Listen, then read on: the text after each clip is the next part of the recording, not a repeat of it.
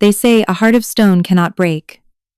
But Seraph had learned that some prisons are built from flesh and bone, wrapped in silence so thick it suffocates, where screams die before reaching your lips, and the loudest sound is the thunder of words you'll never speak. 7 years, 2,555 days since the curse stole her voice, leaving only the hollow echo of what she used to be. She stood in the shadowed corner of the Moonspire Citadel's grand washing hall, her hands submerged in scalding water that had long since stopped registering as pain. The other Omegas chattered around her like songbirds, their voices a constant reminder of everything she'd lost. They called her the Silent One, sometimes with pity, often with suspicion, always with the unspoken question: what Omega survives a rogue attack, but loses only her voice? If they knew the truth, they'd understand why silence was mercy. The night the rogues came, they hadn't just attacked her village, they'd awakened something ancient inside her, something that predated the neat categories of Alpha, Beta, Omega. Her screams that night had shattered stone, boiled rivers, and killed everything within a half-mile radius. Friends, family, rogues, innocence. Her voice had made no distinction. The curse that followed wasn't punishment. It was salvation for everyone else. Now at 24, she wore her voicelessness like armor, scrubbing the palace linens in the pre-dawn darkness while maintaining the careful fiction that she was just another broken Omega seeking sanctuary. The Moonspire laws were clear. All Omegas received protection within the Citadel walls. No one questioned a traumatized survivor who worked twice as hard as anyone else and never complained. What they didn't know was that her silence wasn't just absence, it was a dam holding back a weapon that had only ever brought death.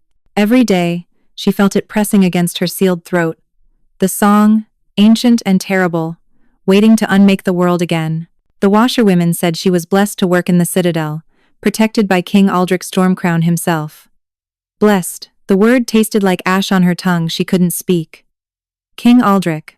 Even his name carried weight like falling mountains. The Alpha King, who hadn't smiled in 3 years, whose heart had literally turned to stone after his mate's death.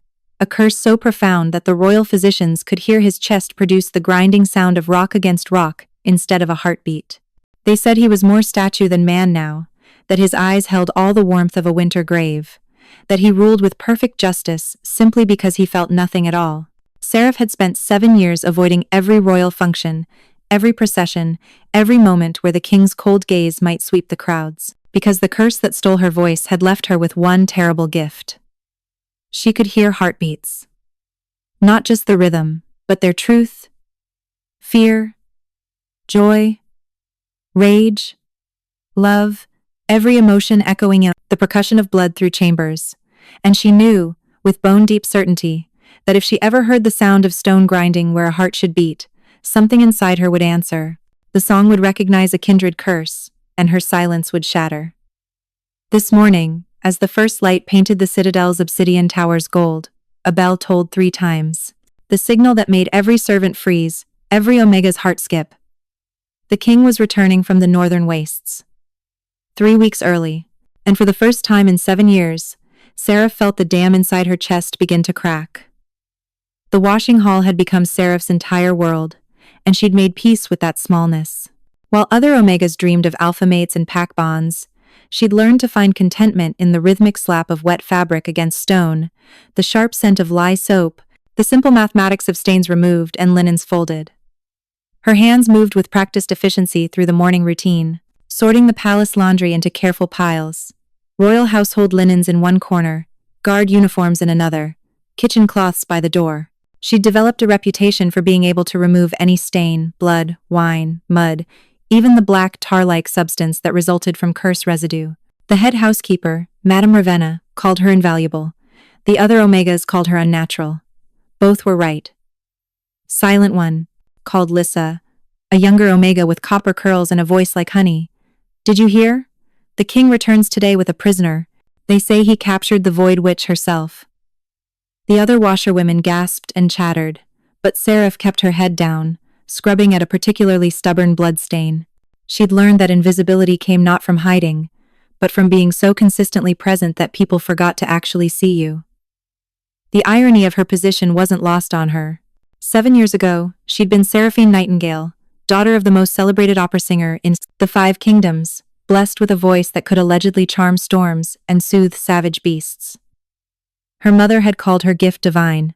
The traveling bard who'd visited their village had called it primordial magic, something from before the goddess established the Alpha-Omega hierarchy. Her father had simply called her his little songbird. Now she was just Seraph, truncated, diminished, safe. She'd forged papers claiming she was from the border villages, destroyed by rogues, family dead, voice lost to trauma. The story was common enough in these war-torn times that no one questioned it.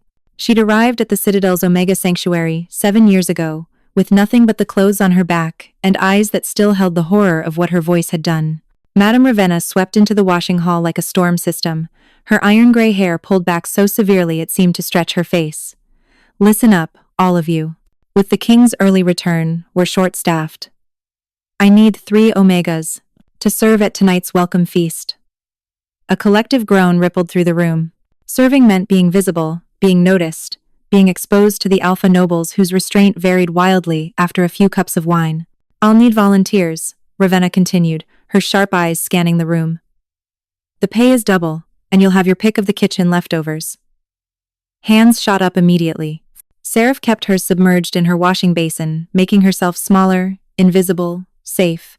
But Ravenna's gaze found her anyway, always did, pinning her like a butterfly to cork. Silent one. You'll serve. Seraph's hands stilled in the water. She looked up, shaking her head firmly, pointing to her throat in the universal gesture she'd used 1,000 times. I cannot speak. I cannot serve. Ravenna's expression softened marginally, but her voice remained steel. You don't need to speak to pour wine and clear plates. Besides, the king specifically requested quiet, efficient service. You're perfect, the king requested. Those 3 words made Seraph's pulse spike in a way 7 years of anonymity had taught her to suppress. Why would the king, who'd never noticed the servant class in his 3-year reign of stone-hearted indifference, suddenly care about the noise level of his servers? It's decided, Ravenna declared. Lissa, Marin, and Silent One. Report to the Great Hall at sunset, and for goddess's sake, wear something that doesn't smell like lye. As the other Omegas returned to their chattering and washing, Seraph stood frozen, water dripping from her raised hands. 7 years. 7 years of perfect invisibility, and now she'd be standing in the same room as the Alpha King whose heart beat like grinding stone. The dam inside her chest creaked ominously, and for the first time in years, she felt the song stir, curious, hungry, recognizing the approach of something that resonated with its terrible frequency. The Moonspire Citadel transformed as the day progressed, servants scurrying like ants before a storm. Seraph tried to focus on her washing, but the building tension infiltrated even her carefully maintained isolation. Through the high windows of the washing hall, she watched bannermen hang fresh standards from the parapets, their blue and silver fabric snapping in the wind like captured lightning. They say he's different now, whispered Marin, an older Omega with scars crossing her left cheek. After 3 years with that stone heart, he's become something else. Not cruel, but absent. Like looking at a mountain and expecting it to care about your problems. Lissa shuddered. My cousin works in the royal wing. She says you can hear it at night when the palace is quiet, his heart grinding in his chest, stone against stone, the sound of something breaking over and over but never quite falling apart. Seraph's hands trembled in the wash water. The song stirred again, more insistent this time, pressing against her sealed throat like a fist. She'd learned to suppress it through meditation, through exhaustion, through the sheer daily grind of manual labor. But something about the approaching king made it restless, as if curse recognized curse across the distance. The morning crawled toward noon, and strange things began to happen, small things that others dismissed, but made Seraph's stomach clench with recognition. A window pane cracked for no reason, the fractures spreading in patterns that looked almost like musical notation. Water in the washing basins rippled without wind or touch, creating interference patterns that hummed at a frequency just below hearing. And most disturbing, when Seraph breathed, tiny crystals of ice formed in the air before her lips, as if her breath itself was trying to become sound made visible. Did you feel that? Lissa asked suddenly, her hand pressed to her chest. Like a heartbeat that isn't mine? Marin frowned. Don't be dramatic. It's just the excitement of the king's return making you anxious. But Seraph had felt it too, a pulse that seemed to emanate from the citadel's core, slow and grinding, powerful as tectonic plates shifting. And worse, she felt the song respond, matching that rhythm, harmonizing with it in a way that made her teeth ache. By mid-afternoon, the head guard Captain Torvin appeared at the washing hall door, his weathered face grim. "Madam Ravenna, we have a situation. The prisoner the king is bringing the void witch she's been singing. Not words, just tones. And wherever she sings, reality cracks. We've had to gag her, but the sound comes anyway, like it's bypassing her mouth entirely." Seraph's blood turned to ice. Another singer, another cursed voice. And if they brought her into the citadel, if the two cursed voices resonated in the same space, Ravenna paled. Surely the king won't bring such a creature inside the walls? "He has no choice," Torvin replied grimly. "The only prison that can hold her is the nullification chamber, beneath the throne room. It's built from the same stone that comprises the king's heart, now dead stone, they call it. Absorbs all magic, all sound, all life." He paused. "We're reinforcing it now, but the king arrives at sunset, and the transfer must happen during the feast, while the nobles are distracted." After Torvin left, the washing hall erupted in nervous chatter, but Seraph stood silent, her mind racing. Dead stone. The material of the king's cursed heart. And a void witch whose voice could crack reality, all converging in one place, at one time, with her another cursed singer standing in the middle of it. She pressed her hand to her throat, feeling the seals that held the song captive. They felt thinner than usual, worn, as if 7 years of constant pressure had eroded them. As sunset approached and she changed into the simple gray serving dress Ravenna provided, Seraph caught her reflection in a polished water basin. Her eyes, normally a muted brown, held flecks of something else, crystalline structures that caught the light like fractured diamonds. Another sign that her curse was waking up. She touched the reflection, watching ripples destroy and reform her face. Tonight, she'd be in the same room as an alpha whose heart was literally stone, and a witch whose voice broke worlds. The song hummed in her sealed throat, eager, hungry, and for the first time in 7 years, Seraph wondered if silence had ever really been safety or just a slower way to die. The great hall of Moonspire Citadel was a cathedral of shadows and silver light. Massive pillars carved from obsidian rose to a vaulted ceiling where constellations had been inlaid in crushed diamonds, creating a night sky that never changed. Seraph stood in the servants' alcove, a silver pitcher of wine clutched in her shaking hands, watching the nobility filter in like gorgeous, dangerous predators in silk and jewels. Lissa stood beside her, fidgeting with her serving apron. "Remember, pour. From the right, never make eye contact with the alphas. And if anyone gets handsy, you have permission to spill wine on them accidentally, of course." She offered a nervous smile. "At least you don't have to make small talk." The attempt at humor fell flat. Seraph managed a weak smile, but her attention was fixed on the massive doors at the hall's far end, currently closed, behind which the king would soon appear. Marin appeared at her other side, carrying a tray of crystal glasses. "The prisoner's already been taken below," she whispered. "I saw them bringing her in through the servant passages. She was hooded and gagged, but goddess above, the sound. Even muffled, it made my bones ache." Seraph's grip on the pitcher tightened. She could feel it now, a resonance coming from deep beneath the citadel, like a tuning fork struck in the earth's core, calling to something inside her that desperately wanted to answer. The herald's voice rang out. "All rise for his majesty, King Aldrich, Stormcrown, first of his name, protector of the 5 kingdoms, bearer of the stone heart." The great doors swung open, and the temperature in the hall plummeted. Seraph felt it as a physical thing, not cold exactly, but absence. As if warmth simply ceased to exist in the space around him. Then he entered, and every instinct she'd honed over 7 years of survival screamed at her to run. King Aldrich Stormcrown was a monument built in human form. Easily 6.5 feet tall, with shoulders that seemed to carry the weight of mountains, he moved with the terrible inevitability of a glacier. His hair was white gold. Not from age, he couldn't have been more than 30, but as if the color had been leached out by whatever curse had claimed his heart. His face was carved from the same aristocratic perfection as the citadel itself. Sharp cheekbones, a jaw that could cut glass, and eyes the color of storm clouds, flat and depthless as painted stone. But it was the sound that made Seraph's carefully constructed silence crack. With each step he took, she heard it not with her ears, but with whatever cursed sense had awakened in her 7 years ago. His heartbeat, if it could be called that. A grinding, scraping rhythm like boulders, rolling in an avalanche, slow and inexorable. Stone against stone, death and permanence, the sound of something that had forgotten how to be alive. The song surged against her sealed throat so violently she gasped, her hand flying to her neck. The pitcher in her other hand slipped, and only Lissa's quick reflexes prevented it from shattering on the marble floor. "Are you all right?" Lissa hissed, but Seraph couldn't respond, couldn't move, could barely breathe.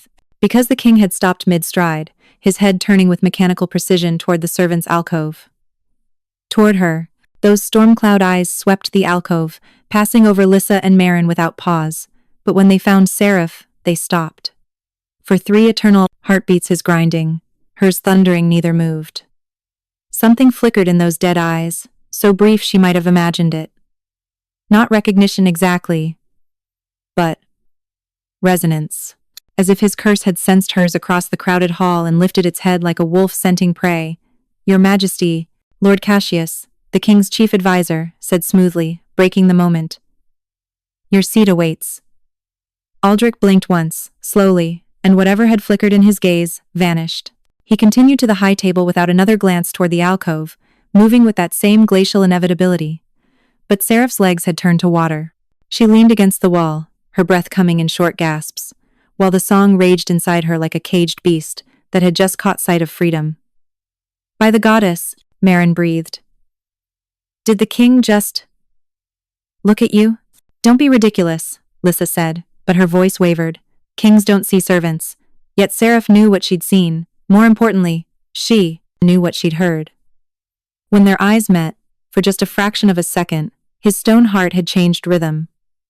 Not much, barely noticeable, but it had shifted from its grinding monotony to something else. A single note, clear and pure, like crystal singing in the depths of a cave.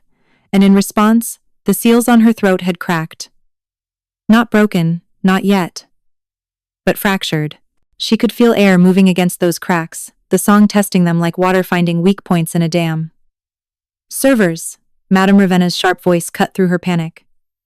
"To your stations, the feast begins." Seraph pushed off the wall and followed Lissa and Marin into the hall, her legs moving on autopilot while her mind screamed warnings. She'd been assigned to the high table. Of course she had. Because fate, it seemed, had a vicious sense of humor. As she took her position behind the king's chair, pitcher in hand, she could feel the dead stone of his heart pulling at her curse like gravity. And beneath the citadel, in the nullification chamber, the Void Witch's muffled song pulsed in rhythm with that pull.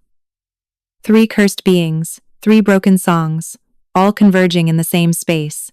Seraph closed her eyes and prayed to a goddess she'd stopped believing in 7 years ago. But when she opened them again, she found the king's reflection watching her in the polished surface of his wine cup. His lips didn't move, but she could have sworn she heard a voice stone grinding into words. "You're the one I've been hearing in my dreams." The feast progressed with the rigid formality of a funeral. Seraph moved through her duties like a ghost, pouring wine with trembling hands while hyper-aware of every shift in the king's stone-still posture. He sat at the center of the high table, flanked by Lord Cassius on his right, and Lady Yvain, the kingdom's high inquisitor, on his left. Both alphas of considerable power, both watching their king with the wary attention of people managing something dangerous. "Your Majesty," Lady Yvain said, her voice smooth as poisoned honey, "the capture of the Void Witch is a triumph, but I must express concerns. The creature's very presence pollutes the citadel. Already we've had reports of disturbances. She was beautiful in the way winter is beautiful, sharp edges and killing frost, with platinum hair and eyes like chips of ice. Her specialty was hunting rogue magic users, and she wore their deaths like medals." Aldrich's response came in that flat, effectless voice that matched his grinding heartbeat. "The nullification chamber will contain her."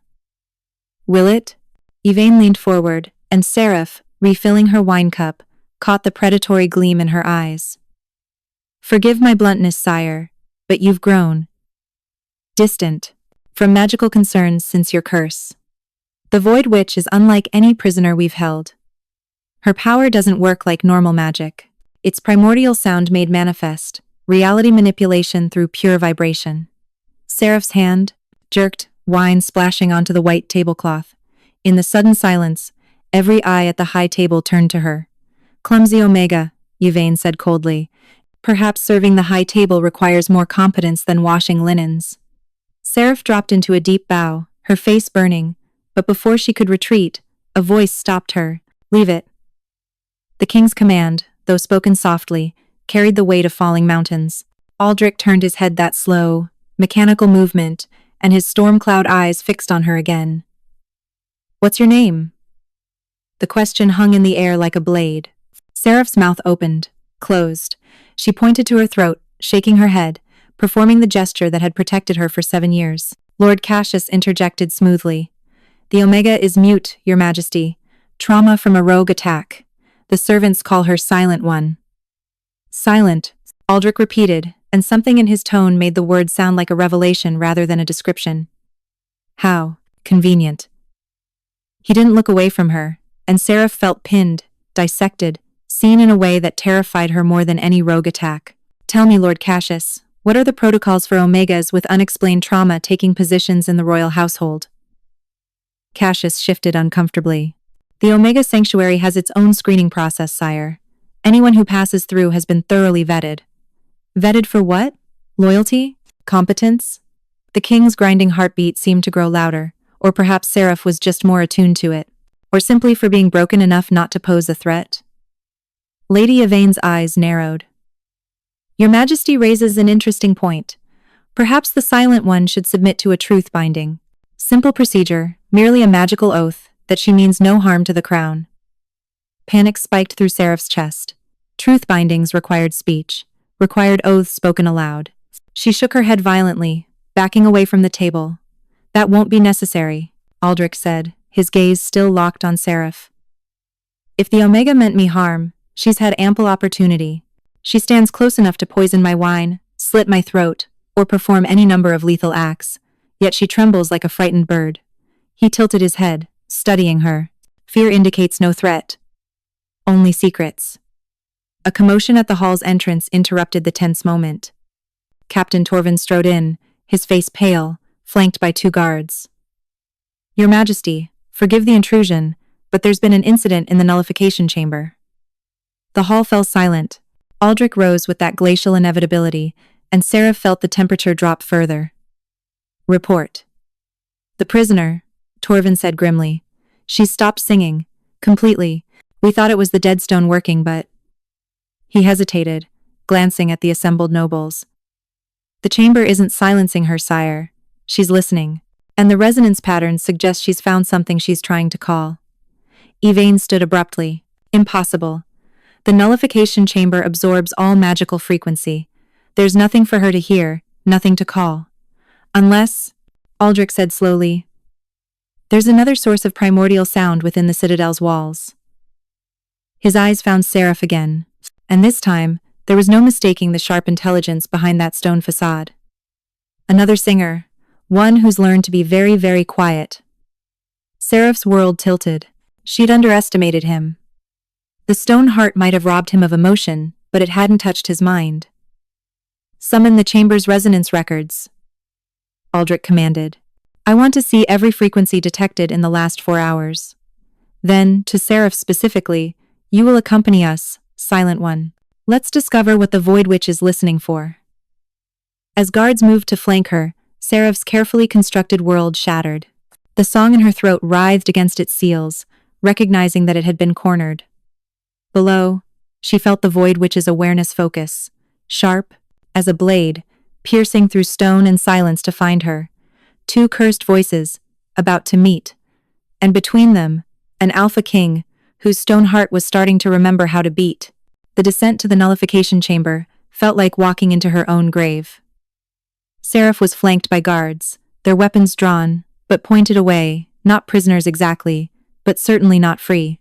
Behind her, she could hear the grinding rhythm of the king's heartbeat, that stone-on-stone cadence that called to the song in her throat with magnetic insistence. The citadel's lower levels were older than the gleaming halls above, carved from raw mountain stone with ancient runes etched deep into the walls. Seraph recognized them pre-goddess script, from the time when magic wasn't divided into neat hierarchies but flowed wild and untamed. The same magic that had birthed the song inside her. Careful, Lord Cassius warned as they descended. The deadstone concentration increases near the chamber. Those, sensitive to magic, will feel uncomfortable. Uncomfortable was an understatement. With each step, Sarah felt the seals on her throat constrict, tightening like a noose. The deadstone was trying to crush her curse, compress it, nullify it entirely. But the song didn't nullify easily. Instead, it compressed like a spring, building pressure, searching desperately for release. Her vision blurred. Her hands flew to her throat, clawing at invisible bindings. A hand caught her arm, steadying her. She looked up into storm-cloud eyes that held something she hadn't seen before, not quite concern, but awareness. "The deadstone affects you," Aldrich observed. Not a question, a conclusion. His grip on her arm was surprisingly gentle for someone whose heart was literal stone. "You're not mute by choice, are you? You're mute by necessity." Before she could react, they reached the chamber's entrance. Massive doors of black deadstone stood open, and beyond them, Seraph could see the nullification chamber. A perfect sphere carved from the same stone as the king's heart, its walls inscribed with geometric patterns designed to absorb and disperse all magical frequencies. At the chamber's center, suspended by chains of pure iron, hung the Void Witch. She was younger than Seraph expected, perhaps mid-20s, with hair like starless night and skin so pale it seemed translucent. A gag covered her mouth, iron clips holding her jaw shut, but her eyes, goddess, her eyes burned with the light of collapsing stars. When those eyes found Seraph, they widened with recognition, then triumph. The Void Witch began to hum, not with her mouth, but with her entire being, the sound bypassing the gag entirely, resonating from somewhere deep in her chest. The chamber's deadstone walls should have absorbed it. Instead, they amplified it, the geometric patterns turning from suppressors into conductors. "By the goddess," Lady Yvain breathed. "She's weaponized the chamber itself." The frequency hit Seraph like a physical blow. The Void Witch wasn't calling to her, she was calling to the song, the primordial voice that all cursed singers shared. And the song, compressed by the deadstone, responded with violent enthusiasm. The seals on Seraph's throat shattered. She opened her mouth and screamed. Not in pain, not in fear, but in pure sonic force. 7 years of compressed, suppressed, denied voice erupting in a single harmonic that made reality fracture. The sound had colors, silver and black, swirling together like oil on water. It had texture, sharp as broken glass, smooth as silk, heavy as grief. And it had power, the kind that had killed everyone she loved 7 years ago. The chamber exploded. Not literally, but acoustically, the deadstone walls cracking in spiderwebs of light, each crack singing its own note, transforming the space into a cathedral of broken music. Guards screamed, clutching their ears as blood trickled between their fingers. "Lord!" Cassius fell to his knees. Lady Yvain's ice-chip eyes went wide with terror as her carefully maintained alpha shields shattered like glass. But King Aldrich didn't fall. He stood in the center of the sonic maelstrom, his white gold hair whipping in winds that weren't quite physical, his stone heart grinding out its slow rhythm. And impossibly, his heart was adapting, shifting its grinding cadence to match her frequency, resonating with it, creating a counter-harmony that shouldn't exist. Seraph tried to stop, tried to seal the song back into its prison, but 7 years of compression had given it momentum. It poured from her in waves, each one stripping away another layer of the reality around them. The guards' armor began to dissolve, their weapons turning to sand. The chamber walls aged centuries in seconds, ancient stone becoming powder. The Void Witch laughed, the sound joining Seraph's scream in terrible harmony. Together, their voices created something catastrophic, a resonance that cracked the foundation of the citadel itself. "Enough," Aldrich commanded, but his voice was lost in the chaos. So he did the only thing that could stop her. He grabbed Seraph and kissed her. The contact was electric, impossible, world-altering. Where his lips touched hers, stone met song, and instead of destroying each other, they balanced. His curse and hers found equilibrium, her creative destruction meeting his destructive permanence, creating a moment of perfect stillness at the center of the storm. The song quieted, not silenced, but satisfied. As if it had found what it had been searching for all along. When Aldrich pulled back, his eyes had changed. They still held storms, but now those storms had lightning in them, alive, aware, feeling, and his voice, when he spoke, carried a new quality. Not quite warmth, but heat, like stone warmed by Sunday mine, he said. The Alpha command, rippling through the word with primal certainty. This Omega is under my protection. Any who touch her answer to me.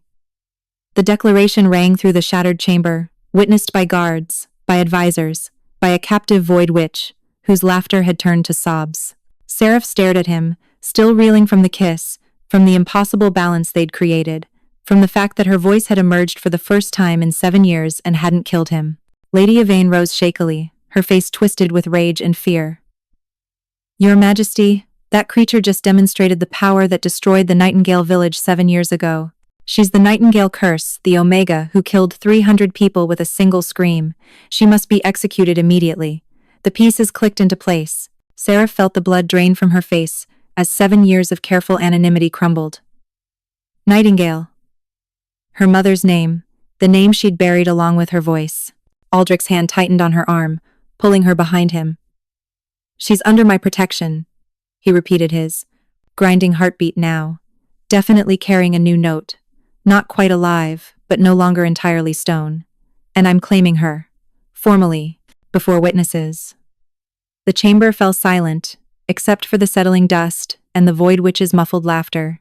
Aldrich had just done the one thing that could save Seraph from execution, but also the one thing that would bind them together irrevocably. In saving her life, he'd claimed her soul. The king's private chambers were located in the highest tower of Moonspire Citadel, a deliberate isolation from the court below. Seraph stood in the center of the cavernous room, her throat raw from 7 years of sealed silence suddenly broken, while Aldrich dismissed his guards with a gesture that brooked no argument. Leave us. Post sentries at the base of the tower. No one enters without my explicit command. When the door closed, sealing them in together, the silence felt like a living thing. Seraph's hands trembled at her sides. She wanted to speak, to explain, to apologize. But her voice, that terrible, beautiful, destructive thing, felt too dangerous to unleash again. Aldrich moved to a side table where crystal decanters caught the moonlight streaming through floor-to-ceiling windows. He poured 2 glasses of amber liquid, his movements still carrying that glacial precision, but with something new underneath. Tension, maybe, or uncertainty. Drink, he commanded, offering her a glass. When she hesitated, his lips quirked in something that might have been trying to become a smile. It's not poisoned, although after what I witnessed in the chamber, I suspect poison would be the least effective weapon against you. Seraph took the glass with shaking hands and downed it in one burning gulp. The alcohol scorched her raw throat, but the pain was almost welcome proof that she still existed in the physical world and hadn't dissolved entirely into sound. Nightingale, Aldrich said, tasting the name. I remember the incident, 7 years ago, a rogue attack on a border village. Official reports claimed 300 dead. The village destroyed so completely that even the stones turned to powder.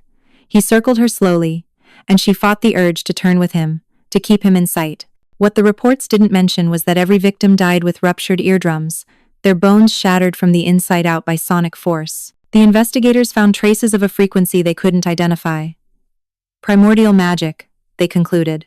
From before the goddess established order. Seraph closed her eyes, the memories flooding back. Her mother's opera house, the traveling performers who'd come to their village, the rogue pack that had attacked during the evening performance, and her voice, unleashed in terror, becoming a weapon that made no distinction between friend and foe. They said a young Omega survived. Aldrich continued. Now standing directly behind her, she could feel the cold emanating from him, the stone hearts, chill, traumatized into muteness. The investigators searched for her, but she'd vanished. Assumed dead in the chaos. Another victim of the rogues. His voice dropped lower, but she wasn't dead, she was running, hiding. Sealing away the very thing that made her dangerous, because she couldn't control it. A tear slid down Seraph's cheek. She nodded once, the admission breaking something inside her. Look at me, Aldrich commanded softly.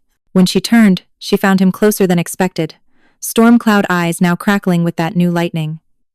You spent 7 years in silence to protect others from yourself.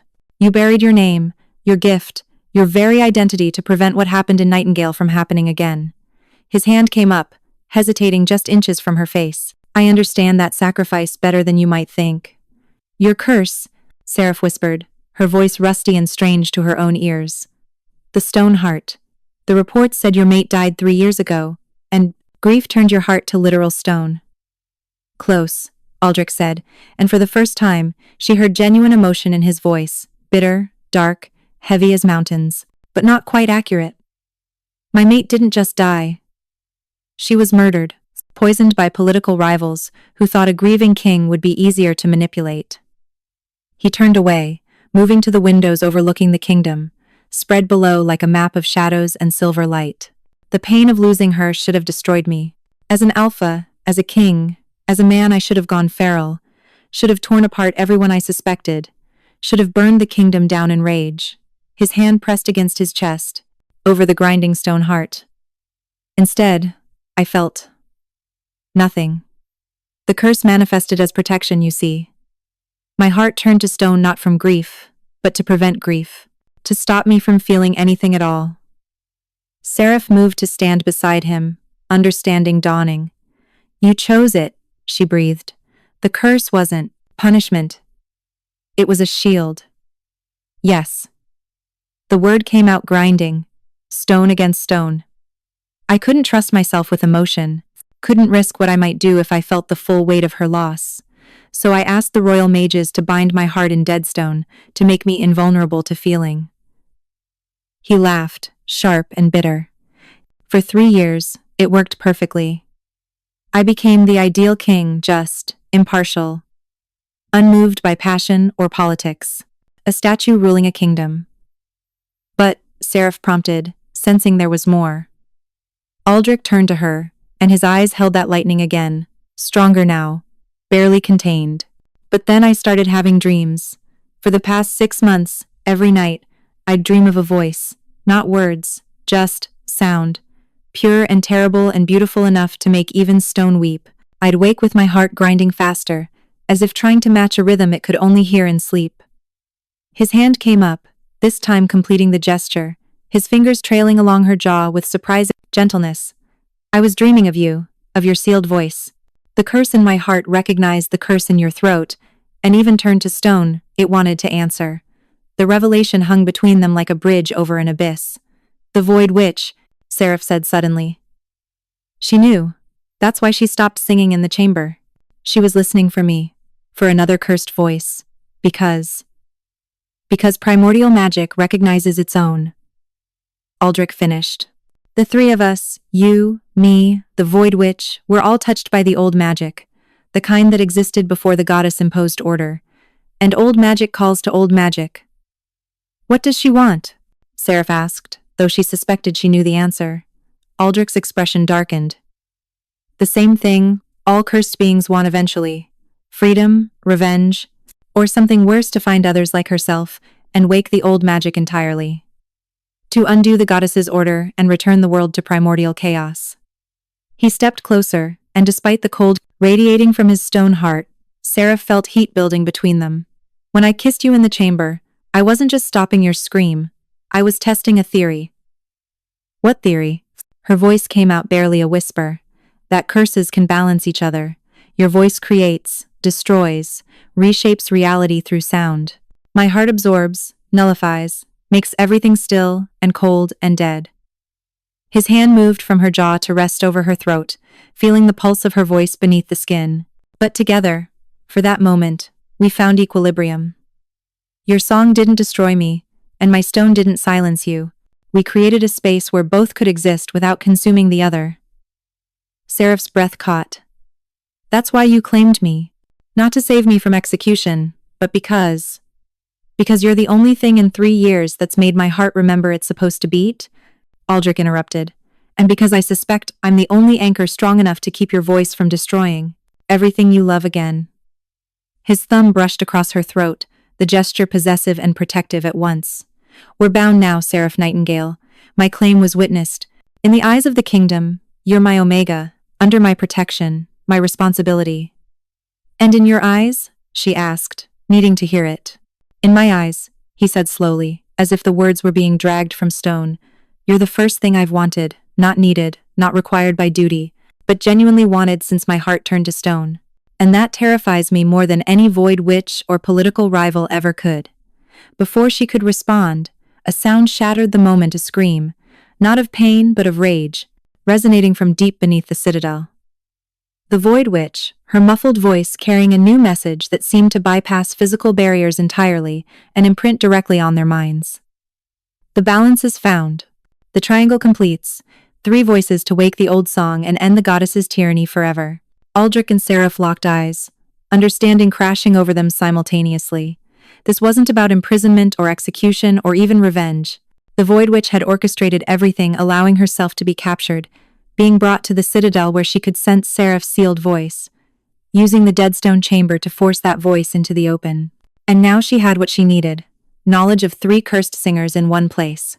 She's going to try to free herself, Seraph said. Worse, Aldrich corrected grimly.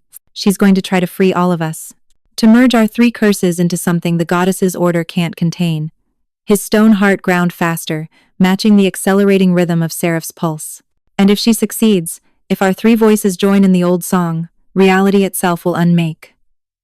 The nullification chamber exploded at midnight. Not with fire or force, but with sound, a frequency so low it couldn't be heard, only felt as the citadel's foundations cracked and the deadstone walls sang their dying song. Aldrich and Seraph felt it from the tower, a resonance that made her sealed throat burn and his stone heart grind violently against its eternal rhythm. They ran. Through corridors filled with screaming servants and confused guards, down spiral staircases where reality seemed to bend at strange angles, following the pull of the Void Witch's voice to its source. By the time they reached the lower levels, the destruction was obvious: walls aged to powder, iron gates twisted into impossible shapes, and guards lying unconscious with blood trickling from their ears. She's not alone, Aldrich said grimly, his alpha senses picking up multiple heartbeats ahead. Someone freed her, someone who knew exactly how to bypass the Deadstone's nullification. They rounded the final corner to find the nullification chamber's doors torn open from the inside. In the corridor beyond stood the Void Witch, no longer chained, no longer gagged, her starless hair floating around her like she stood underwater. And beside her, to Seraph's horror, stood Lady Yvain. Your Majesty, Yvain said with mock formality, her ice-chip eyes gleaming with triumph. I'm afraid there's been a change in management. Aldrich's voice dropped to that grinding, stone against stone tone that promised violence. Treason, High Inquisitor? I'm almost disappointed. I expected more creativity from you. Yvain laughed, the sound sharp as breaking glass. Treason implies betrayal of a rightful ruler. But tell me, Your Majesty, is a king with no heart truly a king, or just a very well-dressed monument? The Void Witch stepped forward, and Seraph finally heard her true voice, not the muffled hum from before, but full and terrible, like wind through a canyon of bones. The false king and the silent murderer. How poetic that you found each other, her eyes fixed on Seraph with predatory intensity. Tell me, sister, do you know what we are? What we really are? We're cursed, Seraph said, her voice steady, despite her terror, touched by primordial magic that we can't control. Cursed, the Void Witch repeated, tasting the word like poison. Is that what you tell yourself?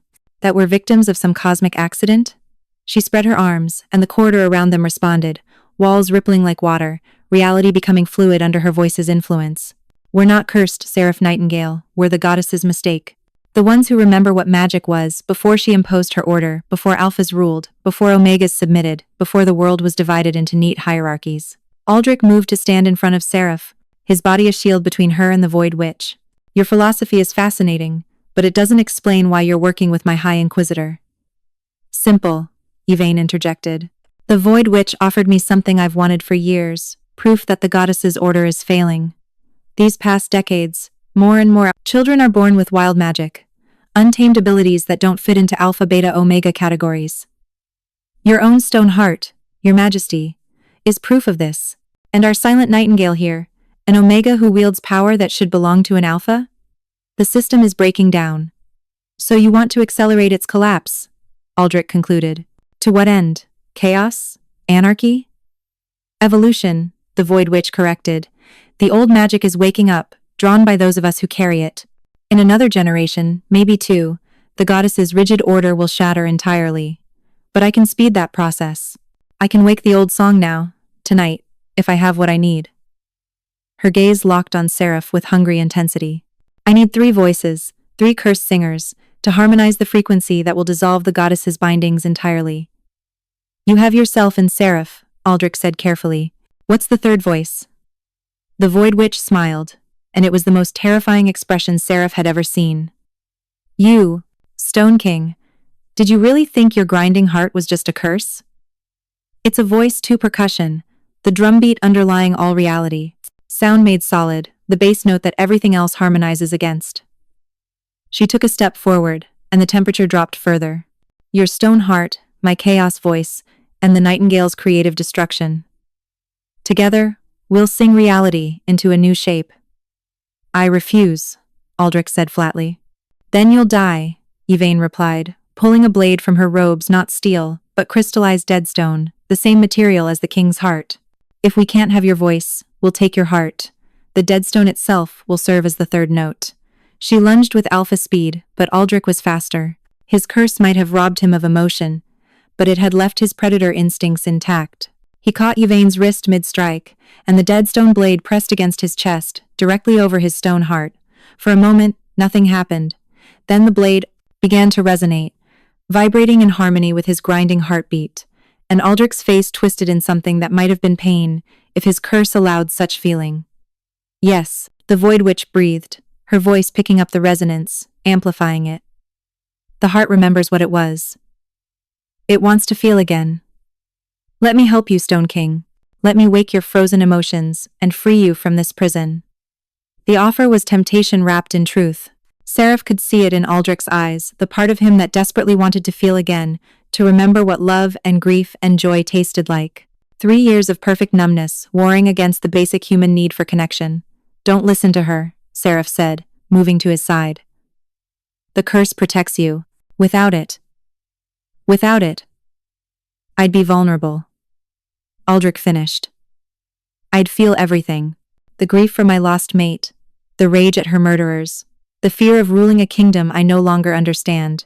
His eyes met Seraph's, and she saw the pair scint, lightning in them flickering, uncertain. But I'd also feel whatever this is between us. This pull, this balance.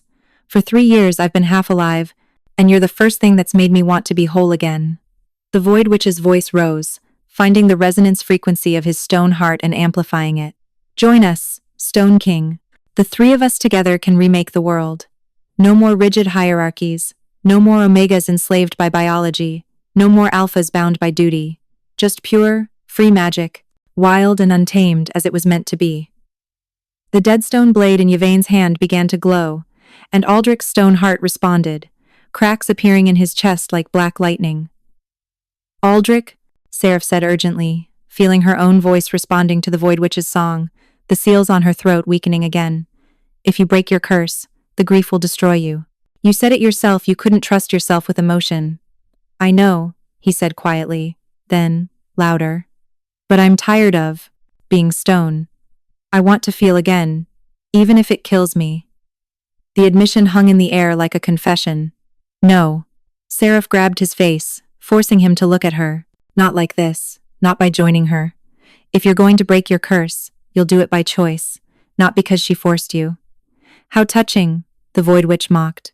The nightingale, who killed 300 people in a single scream, thinks she can offer salvation. Tell me, sister. How many more will die when your voice breaks free again? How many will you destroy while trying to save your Stone King? The words hit like physical blows. Because she was right. Seraph's voice was a weapon she couldn't fully control. Every time it emerged, people died. Reality shattered. Everything she touched turned to destruction. Unless. The thought struck her like lightning. In the chamber below, when Aldrich had kissed her, her voice hadn't destroyed him. Because his stone heart absorbed the destructive force, turned it into something else. Balance. Equilibrium. The Void Witch is wrong, Seraph said suddenly, her voice gaining strength. She needs 3 separate voices to sing the old song. But what if we don't give her 3? What if we give her 2 that act as one? Aldrich understood immediately. Our curses balance each other, your creation against my destruction. If we harmonize, We create something she can't control. Sarah finished. Not the old song of chaos, but a new song, order and wildness together. The Void Witch's expression flickered from triumph to uncertainty. That's impossible. Cursed magic can't be controlled, can't be shaped. It either consumes or is consumed. Wrong, Aldrich said, and his stone heart ground out a new rhythm, not the slow, grinding death march, but something faster, harder, more alive. You're right that the goddess's order is breaking down, but you're wrong about what comes next. It's not chaos or rigid hierarchy, it's balance, and we're going to show you. He pulled Seraph close, his stone-cold body against her trembling warmth. And together they began to sing. Not with words, not with melody, but with the pure frequencies of their curses intertwining. His grinding stone percussion against her crystalline destruction, creating harmonics that the Void Witch's chaos voice couldn't match. The corridor around them responded, but instead of dissolving into chaos, it transformed stone becoming more solid, air becoming clearer, reality asserting itself with renewed strength. And in the center of it all, Aldrich's stone heart began to crack. Not breaking, but opening. Like a geode revealing crystals within. For the first time in 3 years, King Aldrich Stormcrown felt, and the first thing he felt was love for the Omega singing destruction into his arms. The new song grew in power and complexity, Seraph's voice weaving through Aldrich's stone heart rhythm like silver thread through granite. But the Void Witch wasn't defeated yet. She'd spent too many years perfecting her chaos magic to surrender to balance so easily. Her voice rose in response, not trying to match their harmony, but to drown it, to overwhelm their careful equilibrium with pure sonic violence. If I can't have the Stone King's heart willingly, she snarled, I'll shatter it and take the pieces. Her voice hit a frequency that made reality scream, and the dead stone blade in Yvain's hand flew from the High Inquisitor's grip, embedding itself directly in Aldrich's chest. The impact should have killed him instantly. Dead stone against his stone heart, like striking flint against steel, generating not sparks, but annihilation. Aldrich gasped, his stone heart grinding violently, and Sarah felt their song falter as his rhythm became erratic, chaotic. No, Seraph breathed, catching him as he stumbled. The blade protruded from his chest like an accusation, and around it, his heart, that beautiful, terrible stone prison, was shattering. Not opening gently like a geode, but breaking, splintering, destroying itself and him with it. You're dying, she whispered, horror flooding through her. Not yet. Aldrich ground out through clenched teeth. But soon. The curse is breaking too fast. All the emotions I've suppressed for 3 years are flooding back at once. It's too much. His eyes met hers, and she saw everything in them now, not just the lightning, but the storm entire. Grief for his lost mate, rage at his betrayers, fear of inadequacy. And underneath it all, love for her, so intense it burned like fever. I can't hold it all, he confessed. The stone held it back, dampened it, made it bearable. Without it, I'm drowning in feeling. The Void Witch laughed, her chaos voice building to a crescendo. Perfect.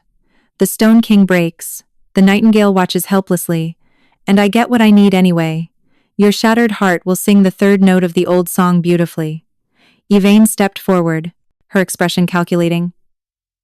Take the pieces, my lady. Use them to complete the ritual. But Seraph wasn't listening to either of them. She was staring at Aldrich, at his grinding, breaking heart, at the curse that had protected and imprisoned him for 3 years, and she understood what had to be done. The curse protected you by turning your heart to stone, she said slowly, making you feel nothing. But what if there's another way to protect you? Another prison that could hold the emotions without destroying them? What are you suggesting? Aldrich asked, though his eyes said he already knew. My voice, Seraph said. My curse creates destruction, but that's because I've never had a container strong enough to hold it. Your stone heart absorbed my song in the chamber. What if I could return the favor? What if I could take your emotions into my voice and hold them, carry them, let them resonate inside me instead of destroying you? That would kill you, Aldrich said flatly. Your curse is already barely contained. Adding my emotional overload would shatter your seals entirely. You destroy everything within miles, including yourself. Maybe, Seraph agreed. Or maybe our curses would balance again, your emotions giving my voice purpose, my voice giving your emotions form. Instead of both being prisons, we'd be complementary. Two halves of one song. The Void Witch's laughter cut off abruptly. You can't be serious. That's insane. Curse magic doesn't work that way. You can't just share it like an alpha and omega sharing a bond? Seraph interrupted. Like mates balancing each other's strengths and weaknesses? Like two people choosing to carry each other's burdens? She turned back to Aldrich, her voice steady despite her terror. You claimed me before witnesses. You said I was yours. Let me claim you back. Let me be your heart's keeper if you'll be my voice's anchor. Aldrich stared at her, his cracking stone heart grinding so fast it sounded almost like a real heartbeat. You barely know me. We've spent less than a day together. I know you're the first person in 7 years I've spoken to without fear, Seraph replied. I know your curse recognized mine before we ever met. I know that when we harmonize, the world makes sense in a way it hasn't since I destroyed my village. She placed her hand over his shattered heart, feeling the sharp edges of breaking stone. And I know that I'm willing to risk everything to save you. Isn't that what mates do? The word mates hung between them like a vow. Aldrich's hand covered hers, pressing it harder against his breaking heart. If we do this, there's no going back. You'll carry my grief, my rage, my love. Every emotion I've suppressed will become part of your song. You'll never be silent again. Good, Seraph said. I'm tired of silence, tired of running, tired of hiding what I am. She looked up at him, her eyes blazing with determination. I spent 7 years being afraid of my voice.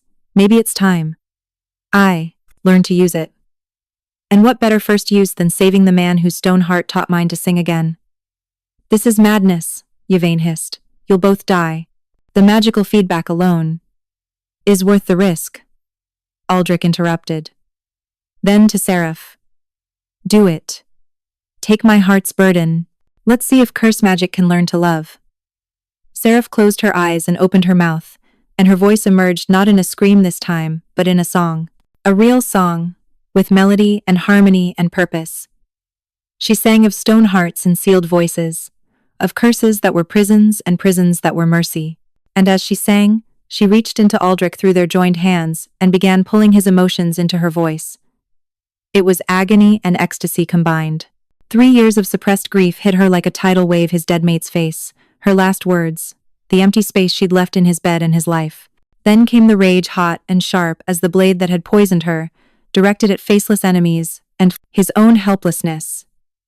Fear followed, cold and suffocating fear of failing his kingdom, of becoming his father, of never feeling whole again.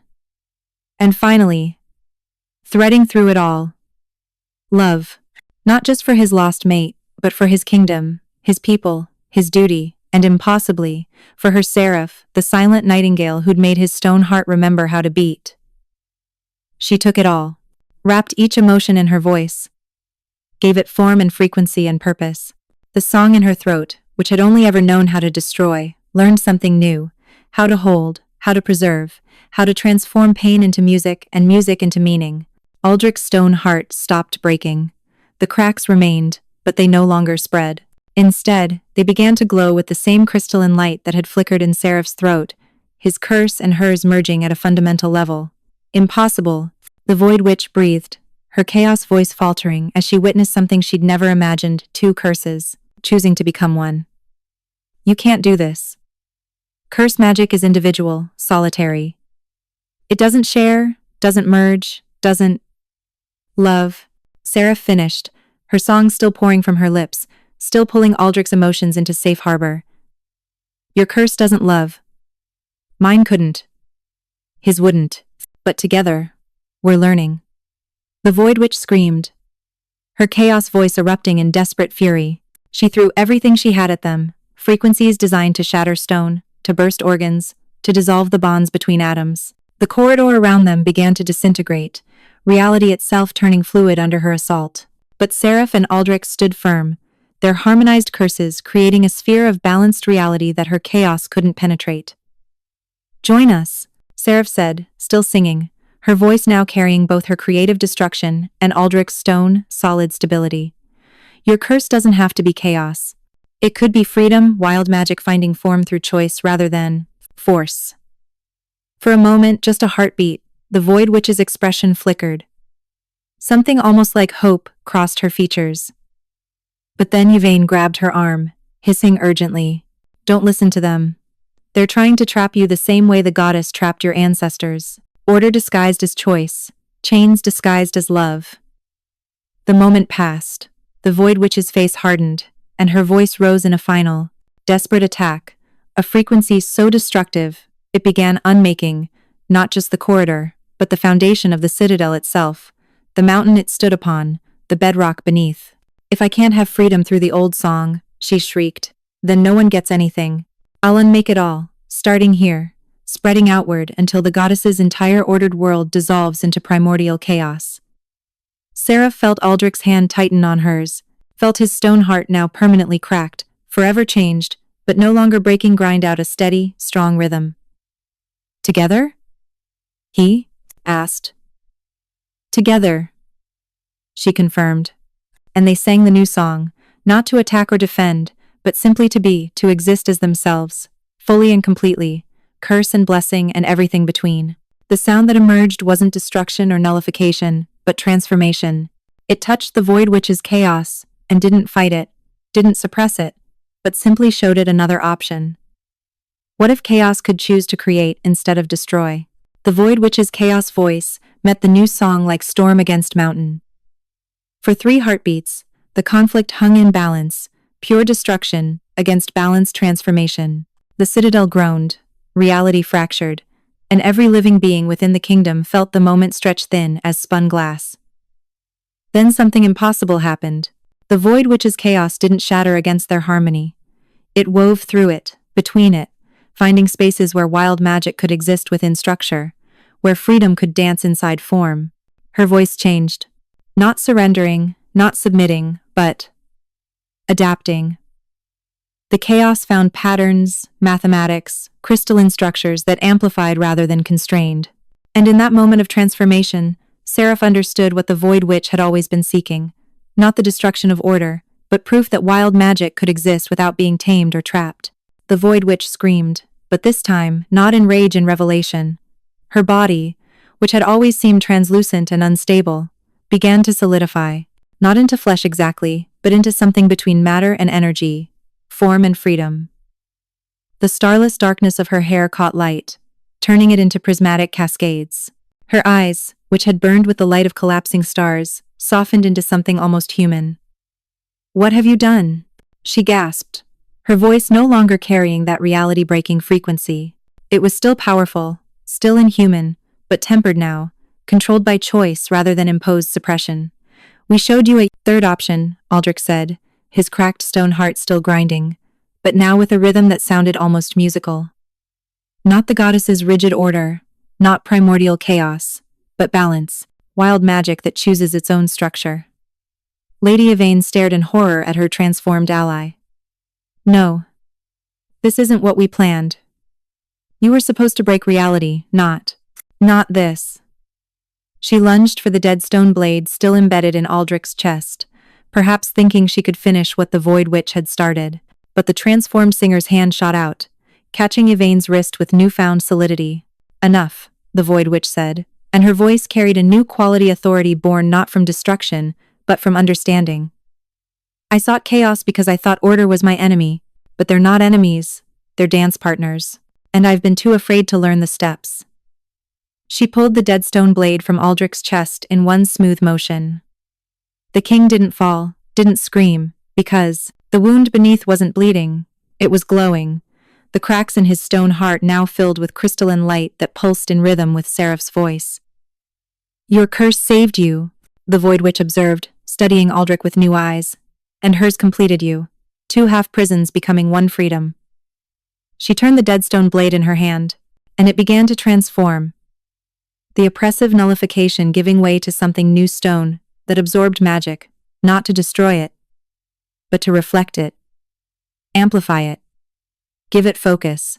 "I have been known as the Void Witch for so long I'd forgotten my true name," she said softly.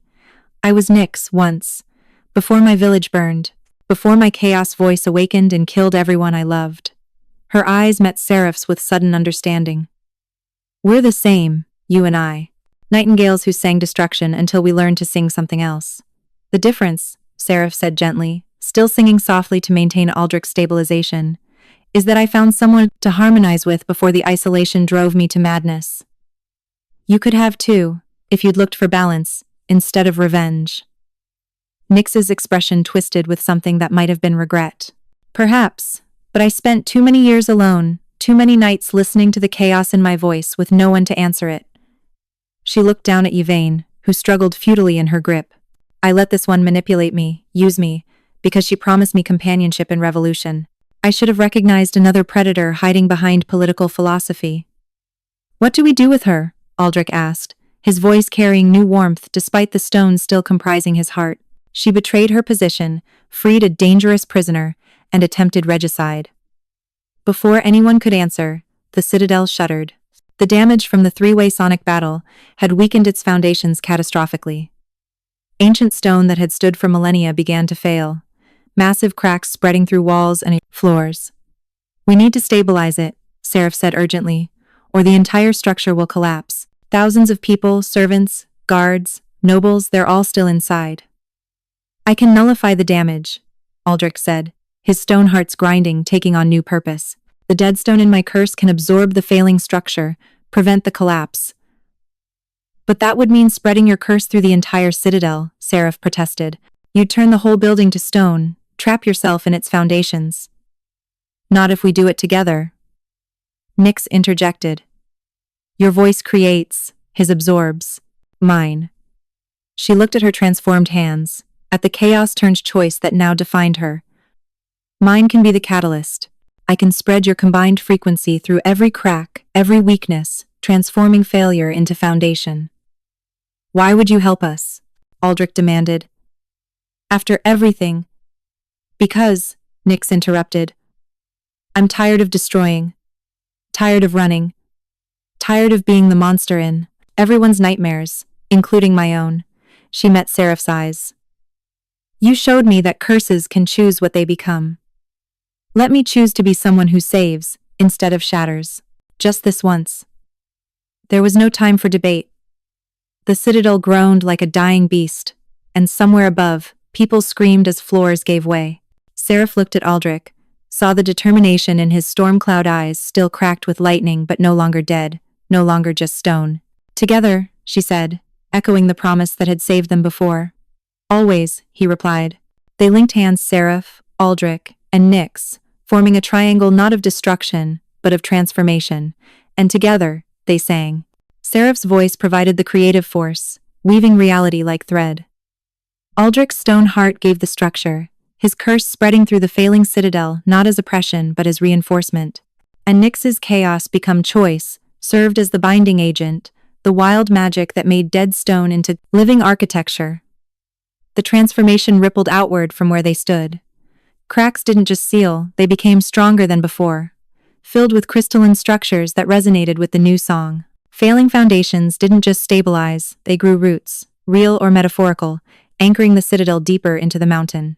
And throughout it all, the three voices harmonized, teaching the ancient building that it didn't have to choose between standing rigid or falling apart. It could flex, adapt, change while remaining essentially itself. When the song finally ended, the Moonspire Citadel stood transformed. Its black stone walls now held veins of crystal that glowed softly in the moonlight. Its foundations had merged with the mountain itself, indistinguishable from natural stone. And at its heart, powering it all, sat Aldrich's stone curse, spread thin through every wall and floor, but no longer imprisoning now, sustaining, supporting, giving strength through chosen sacrifice. Aldrich collapsed, and Seraph caught him, both of them falling to their knees. His stone heart no longer ground like dying machinery. Instead, it beat slowly, heavily, but with clear purpose. Part stone still, yes, but also part flesh, part crystal, part something entirely new. Is it over? He asked, his voice rough. Almost, Seraph replied, looking up at Nyx. What will you do now? Your curse is transformed, but you're still dangerous, still powerful.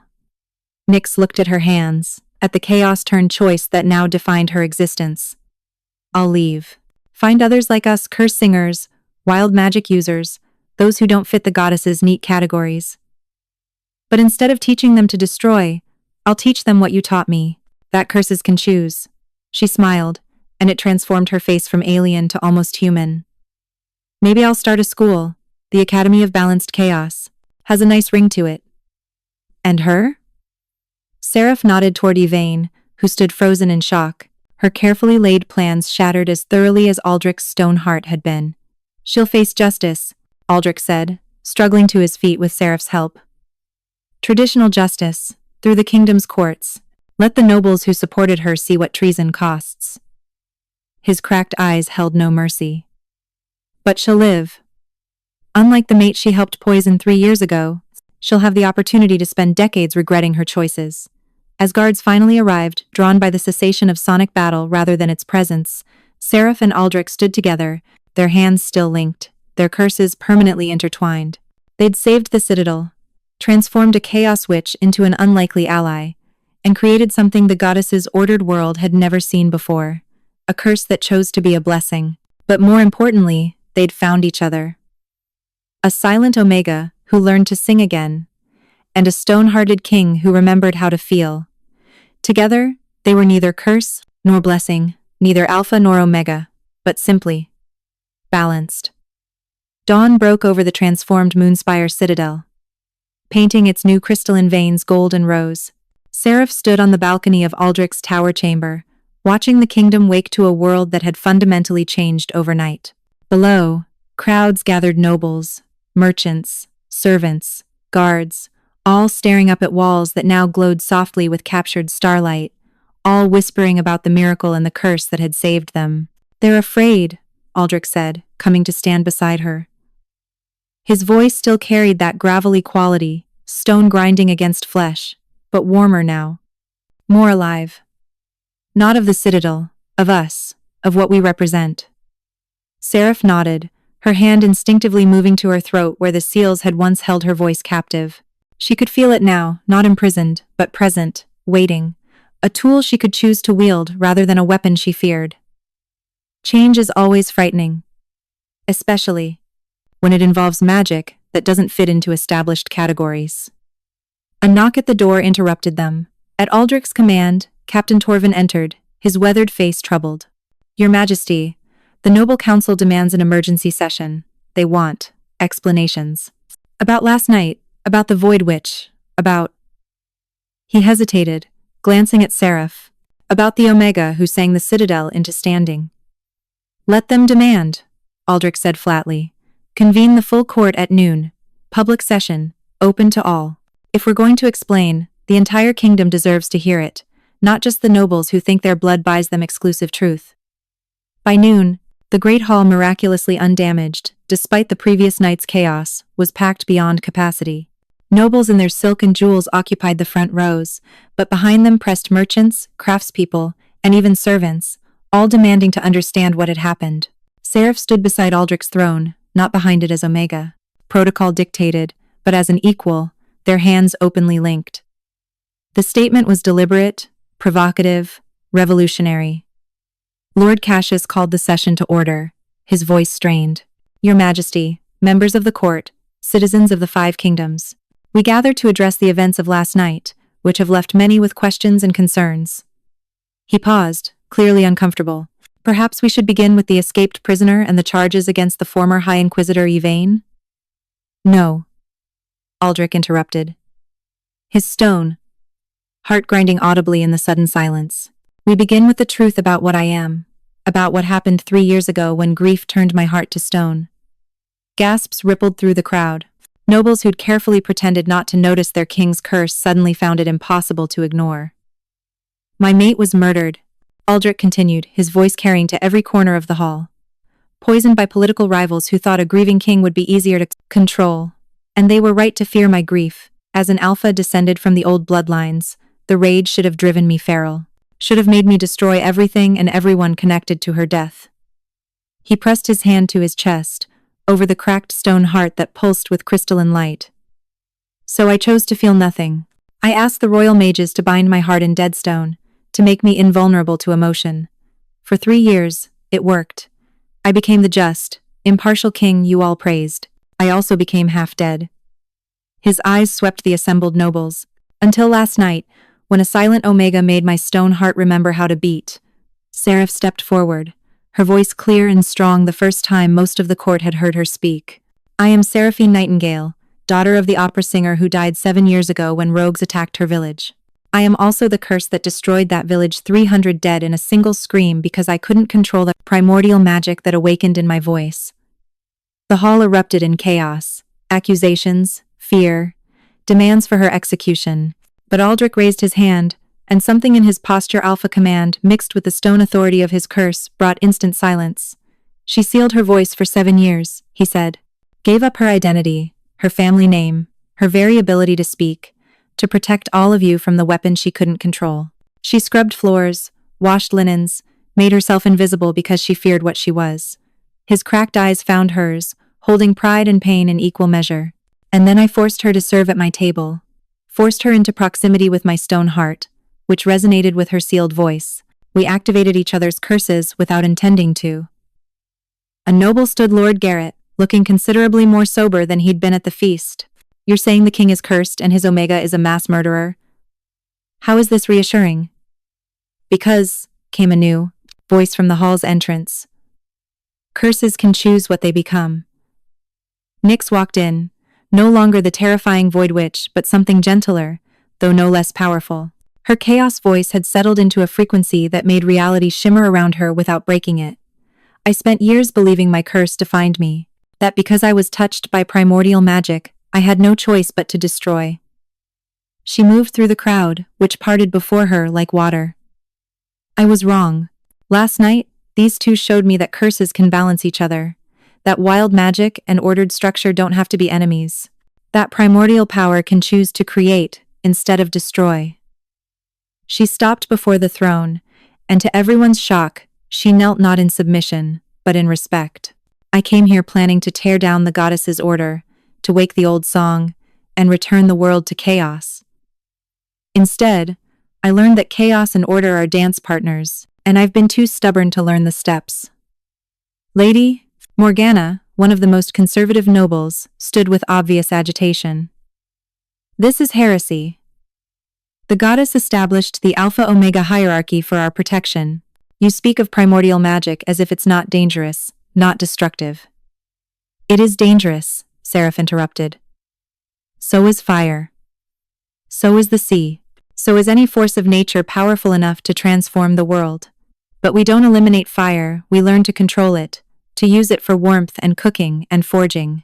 We don't empty the sea, we learn to sail it, to fish it, to work with its tides rather than against them. She stepped down from the dais, moving into the crowd, letting them see her fully. The goddess's order served its purpose. It gave structure to a chaotic world, created stability in place of constant warfare. But the world is changing. More children are born with wild magic, with abilities that don't fit into Alpha, Beta, Omega categories. You can kill them, suppress them, fear them. Her voice rose, carrying harmonics that made the crystalline veins in the walls sing softly. Or you can learn from them. Learn that magic doesn't have to be tamed or caged to be safe. It just needs balance. An Omega from the back of the hall, barely more than a child, raised her hand tentatively. What happens to us, the Omegas who aren't cursed, who don't have wild magic? In your new balance, what place do we have? Seraph's expression softened. The same place you've always deserved. To be valued for more than biology, to have choices about your own lives, to be seen as complete people rather than breeding stock or convenient victims. She looked back at Aldrich. The Alpha-Omega bond doesn't have to be about dominance and submission. It can be about balance, strength supporting strength, not power-crushing weakness. And the king? Lord Cassius asked carefully. Your Majesty, your curse is now bound to this Omega, permanently. Your heart beats in rhythm with her voice. If something happens to her, then something happens to me. Aldrich finished simply. Yes, we're bound. Yes, it's permanent. Yes, it's dangerous. His cracked eyes held challenge. It's also the only reason the citadel is still standing. The only reason the Void Witch chose transformation over destruction. The only reason I'm capable of feeling anything at all. He stood, and the grinding of his stone heart resonated through the hall's transformed walls, creating a bass note that everything else harmonized against. I'm not asking permission, I'm informing you of reality. The world is changing whether you accept it or not. Wild magic is waking up, curses are learning to balance, and the rigid hierarchies you depend on are becoming fluid. You can fight this change and break against it, or you can adapt. And if we don't? Lady Morgana demanded. If we refuse to accept this blasphemy against the goddess's order? Aldrich smiled, and it was sharp as breaking stone. Then you're welcome to leave my kingdom and find one that better suits your convictions. I hear the northern wastes are lovely this time of year, very traditional, also very frozen and inhospitable, but one can't have everything. The threat was clear, adapt or leave. And as Seraph looked out over the assembled court, she saw the moment it crystallized, some faces hardening with rejection, but more softening with curiosity, with hope, with the tentative acceptance of people who'd been suffering under rigid structures, and suddenly saw the possibility of freedom. The Order of the Stone Heart and the Singing Voice, Nyx said suddenly. Her chaos become choice voice painting possibilities in the air. That's what we'll call it. A new organization to help others like us, those touched by wild magic, those whose curses need balance rather than suppression. We'll teach harmony instead of hierarchy. We? Seraph asked, surprised. Nyx smiled. Did you think I'd let you have all the fun? I said I'd teach others what you taught me. Besides, you'll need help. There are more cursed singers out there than you realize. More old magic waking up. More primordial power finding its way into new generations. She looked at Aldrich. And you'll need someone to help manage the Stone King when his heart gets too rigid. Balance requires at least 3 points of contact: creation, destruction, and the chaos between that makes choice possible. The session continued for hours, working through practical details, legal frameworks, consequences for Yvain, and the establishment of Nyx's Academy of Balanced Chaos as a sanctioned institution under royal protection. By sunset, when the court finally dispersed, a new order had been established, not replacing the goddess's hierarchy, but evolving it, making space for wild magic to exist within structure. As nobles filed out, some angry, some thoughtful, all changed, a young Omega approached Seraph hesitantly. She had silver flecks in her eyes, the sign of awakening magic. My lady, she whispered. My voice. Sometimes when I sing, shadows dance. My family thinks I'm cursed, that I should be silent like you were. But now I don't know what to do. Seraph knelt to the child's level, seeing her own terror and confusion reflected back. What's your name? Lyric, the girl said softly. My mother was a musician. Then you're not cursed, Lyric. You're blessed. Your voice is learning to paint with sound, to give shadows form. Seraph took the child's hands. Come to the Citadel tomorrow. I'll teach you what I've learned, that voices like ours aren't weapons to be feared. They're instruments to be played. And the first step is learning that silence is a choice, not a prison. As the girl left with her mother, who looked torn between fear and hope, Aldrich pulled Seraph close. His stone heart ground against her ribs, but warmly now, a rhythm that matched her pulse. You realize what you've done? He murmured. Started a revolution? Bigger, he said. You've given them hope, shown them that being different doesn't mean being broken. That's more dangerous to the old order than any chaos magic. Seraph leaned into him, feeling the balance between his stone and her song, feeling the rightness of it. Good. Let it be dangerous. Let it transform everything. The world needs to learn that curses are just blessings that haven't found their purpose yet. Together, they stood in the transformed great hall, surrounded by walls that pulsed with crystalline light, grounded in stone that had chosen to be foundation instead of prison. Two cursed beings who'd found each other in the darkness and created something the goddess's ordered world had never imagined. A love that balanced destruction and creation, a bond that made strength from what others called weakness. The age of rigid hierarchies was ending. The age of balanced chaos was just beginning. And at its center stood a silent Omega who'd learned to sing. And a stone-hearted king who'd remembered how to feel. 6 months later, the Moonspire Citadel had become something unprecedented in the Five Kingdoms, part royal palace, part academy, part sanctuary for those touched by wild magic. Seraph stood in what had once been the washing hall, where she'd hidden for 7 years, now transformed into a training space where young voices learned to harmonize their curses. Focus on your breath, not your fear. She instructed a group of 5 students, ranging from 8 to 16 years old, all showing signs of primordial magic awakening. Your voice isn't separate from you. It's part of you, and like any part, it responds to your intention. She demonstrated, letting her voice emerge in a controlled frequency that made the air shimmer without breaking reality. Young Lyric, now her most promising student, tried to match the frequency. Her voice created shadows that danced across the walls, forming shapes, birds, flowers, geometric patterns that shouldn't exist in nature. Better, Seraph praised. You're giving your chaos purpose. That's the key, not suppressing the wild magic, but directing it.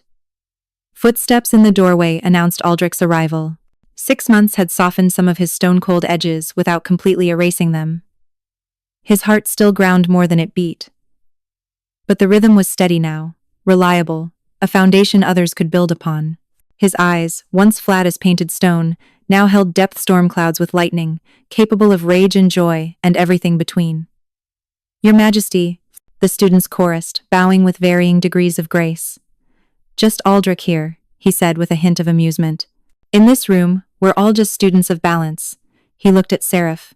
The delegation from the Western Territories has arrived. They brought 17 children with wild magic manifestations, seeking enrollment in the academy. 17. 6 months ago, there had been Seraph, Aldrich, and Nyx. Now, over 200. Students called the Citadel home, learning to transform curses into gifts, to balance wild magic with intention, to create harmony from chaos. Tell them we'll make room, Seraph said. Then, to her students. Practice your breathing exercises. Remember, control comes from understanding, not fear. As they left the training hall, Aldrich took her hand, a gesture that had become natural over the months, his stone-cold fingers interlaced with her warm ones. The Noble Council wants another meeting. Lord Cassius says some of the traditionalists are getting nervous about the pace of change. Seraph sighed. The political battles were harder than the magical ones, in some ways. Teaching cursed children to control their voices was straightforward compared to convincing nobles to accept a world where omegas could wield power and alphas could admit vulnerability. Let them be nervous. Change is supposed to be uncomfortable. They walked through corridors that had become familiar no longer, the servant passages where she'd once hidden, but the main halls where her presence was not just tolerated but expected. Servants greeted her with respect, nobles with wary courtesy, and the children with pure adoration. She'd become a symbol, the silent Omega who'd found her voice and used it to save a kingdom. In the courtyard, they found Nyx working with a group of older students, teaching them the mathematics of chaos, how seemingly random patterns could contain hidden order, how destruction and creation were different faces of the same force. She'd transformed over the months, her appearance solidifying further, while maintaining that otherworldly quality. She looked almost human now, except for eyes that still held collapsing stars. The Western children, Nyx called out, seeing them. I already assessed 3 of them. 2 chaos singers like me, 1 earth voice who makes stone dance. They'll need specialized instruction. Can you handle it? Aldrich asked. Nyx grinned, and it lit up her face. I've been teaching chaos to choose its own order for millennia, apparently. Just took me a while to realize that's what I was doing. She sobered slightly. But we need more instructors. The 2 of us can't manage hundreds of students, not if the numbers keep growing. I may have a solution, came a new voice. They turned to find a woman in her 40s approaching, her bearing aristocratic but her eyes kind. I'm Maestro Celeste Harmony, formerly of the Royal Conservatory in the Eastern Kingdom. I've been teaching voice and music theory for 20 years, and... She hesitated, then continued firmly. And my daughter was one of the Nightingale Village victims. I've spent 7 years hating the curse that killed her. But after hearing what you're doing here, I realized hate doesn't honor her memory. Teaching does. Seraph felt emotion tighten her throat, a different kind of constriction than the seals that had once held her voice captive. I'm so sorry for your loss. Your daughter. Melody. Celeste said. She was 6. She wanted to be a singer like her grandmother. Tears glistened but didn't fall. I can't bring her back. but I can help ensure other children with dangerous voices learn control before tragedy strikes, if you'll have me. Yes, Seraph said immediately. Goddess, yes. We need all the help we can get.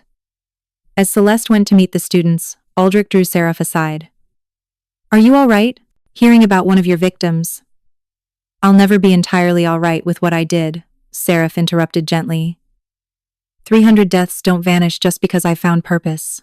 But maybe this is how I honor them, by ensuring no other cursed child destroys everything they love because they didn't have the training to control their gift. They climbed to the highest tower, the same one where Aldrich had first brought her after claiming her in the nullification chamber. The view had always been breathtaking, but now it held new meaning. Below, the citadel bustled with life students practicing in courtyards, instructors guiding lessons, nobles and commoners, mixing in ways that would have been unthinkable a year ago. Do you ever regret it? Aldrich asked quietly. The claiming, the bond, giving up your anonymity? Seraph considered the question seriously. She could feel their bond like a physical thing, his stone heart grinding in rhythm with her voice's frequency, two curses permanently intertwined, neither completely themselves anymore but both more complete together. I regret the 7 years I spent hiding, she said finally. I regret not seeking help sooner, not trying to find others like me, but regretting you? She turned to face him, placing her hand over his cracked stone heart. Never. You taught me that curses are just power without purpose. You gave my voice meaning beyond destruction. You saved me, Aldrich countered. From being a statue ruling a kingdom. From forgetting what it means to feel. His hand covered hers, pressing it harder against his chest. My stone heart beats for you now, literally. If something happened to you, then our students would carry on, Seraph interrupted. Nyx would teach them chaos become choice. Celeste would teach them control, and the world would keep transforming, keep balancing, because we started something bigger than just us. A commotion below drew their attention. A carriage bearing royal insignia from the southern kingdom pulled into the courtyard, and from it emerged a woman Seraph recognized from intelligence reports, Queen Isolde the Flameheart, an alpha whose temper was legendary. She was accompanied by a young girl, perhaps 10, whose hands left scorch marks on everything she touched. Another student? Aldrich observed. More than that, Seraph said, reading the Queen's body language. That's her daughter. Queens don't bring their heirs unless they're desperate.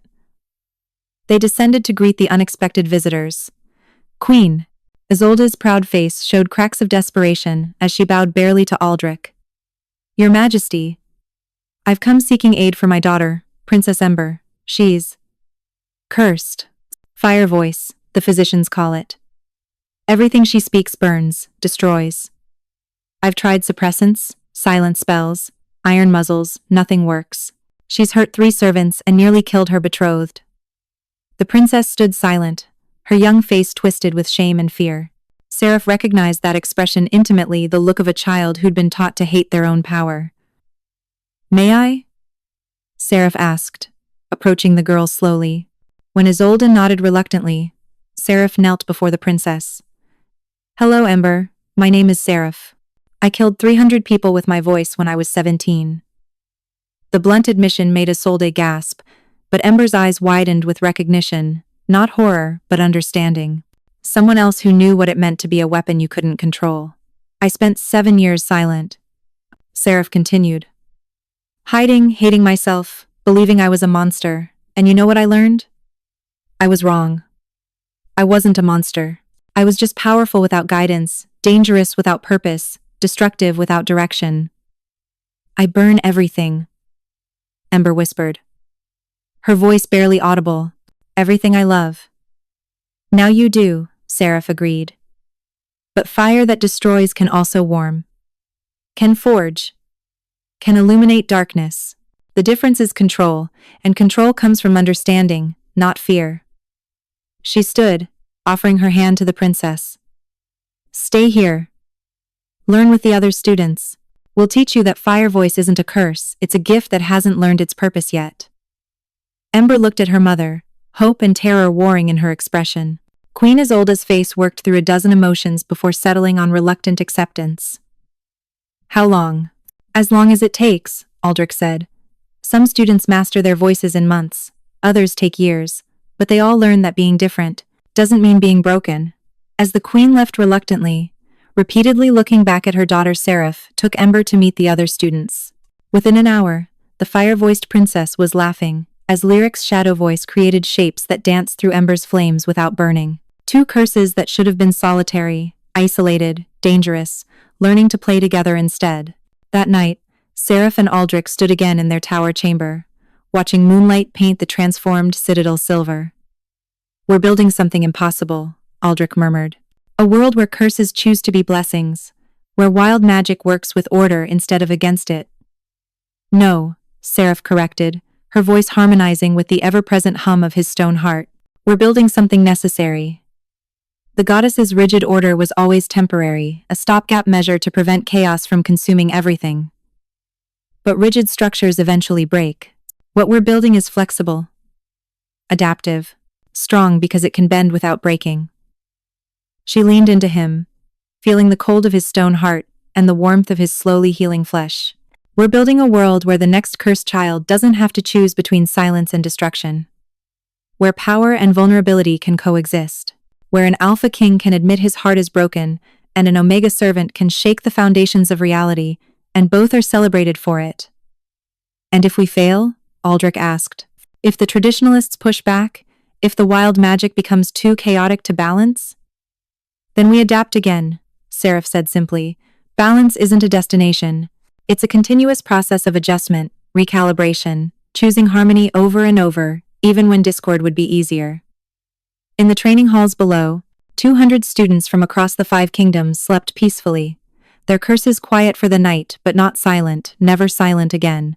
In her private chambers, Nyx worked on curriculum for the next term, teaching chaos, the mathematics of choice.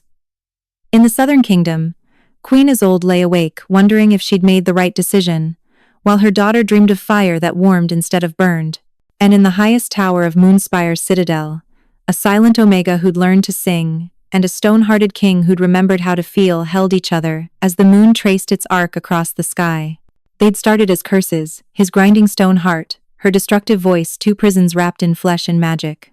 But they'd become something the goddess's ordered world had never imagined, proof that curses could choose to be blessings, that wild magic could find purpose, that balance was stronger than hierarchy. The old world was ending, the new world was just beginning. And at its foundation, stronger than stone, more beautiful than any song, was the simple truth they'd discovered together.